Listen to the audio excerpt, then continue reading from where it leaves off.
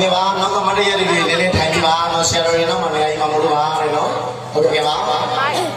မတရည်တွေလည်းနည်းနည်းလေးချင်းပြီးပါလမ်းမောက်လေးနည်းနည်းပြပါဆရာတော်များဒါလာရောက်ပြီးတော့အားပေးလို့ပေါ့နော်ဆုရချမယ်ဆိုတော့